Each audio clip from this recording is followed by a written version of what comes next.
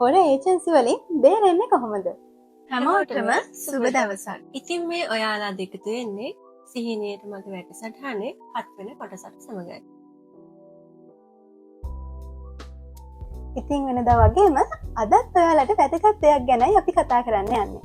ඔයාලට මතක ඇති අපි කලින් කොටසින් අරගෙන ආවා කොහොමද රජයේ ලියාපදිංචි විදේශ රැකියා ආයතනයක් හඳුනාගන්නේ කියන එක ගැන. ඒක බැලුවේ නැත්නම් දැන් මෙහෙම බලන්න. ඉතින් අද අපි මේ වීඩියෝ එකෙන් ගෙනාවේ විදේශ සේවා නීති කාර්යාංශයේ ලියාපදිංචි නොවන රැකියා ආයතනයකින් ඔබ විදේශගත වුණොත් ඔබට ඇතිවන ගැටලු පිළිබඳ ගැඹුරින් කතා බහක්. ඉතින් ඕෂධිමිස් මොනවද මේ කියන ගැටලු? පළවෙනි ගැටලුව තමයි ඔයාගේ ආරක්ෂාව. ඔයා විදේශගත වෙන්නේ රජයේ ලියාපදිංචි නොවන රැකියා ආයතනයකින් නම් එයාලට ඔයාගේ ආරක්ෂාව ගැන නීත්‍යානුකූල කිසිදු වගකීමක් නැහැ.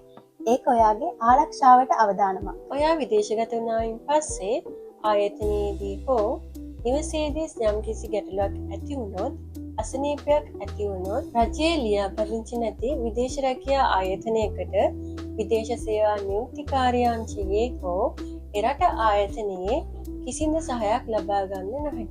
දෙවැනි ගැටලුව තමා මොකක් හරි ගැටලුවක් ඇති වෙලා ඔයාට ලංකාවට එන්න සිද්ධ වුණොත් ඔයාගේ මුදල් සහ ඔයා ගැන එයාලට කිසිදු නීත්‍යානුකූල වගකීමක් නැහැ.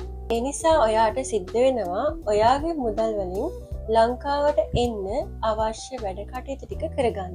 ඔයා රජයේ ලියාපදිංචි ආයතනයකින් විදේශගත වුණොත් ඔයාට පුළුවන් විදේශ සේවා නීති කාර්යාංශයේ පැමිණිලි කරලා ඔයාට සාධාරණයක් ඉටු කරගන්න.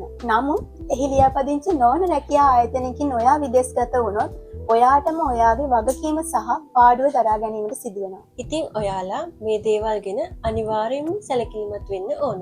ඉතින් අපි හිතනවා මේ වීඩියෝ එකෙන් ඔයාලට හොඳ අවබෝධයක් ලැබෙන්න ඇති කියලා. තවදුරටත් හොර ඒජන්සි වලට අහු වෙන්නේ නැතුව හරි විදිහට රට යන්න මේක වැදගත් වෙයි. එහෙනම් අදට අපි සමුගන්නවා අපි හිමායා විදේශ රැකියා ආයතනය.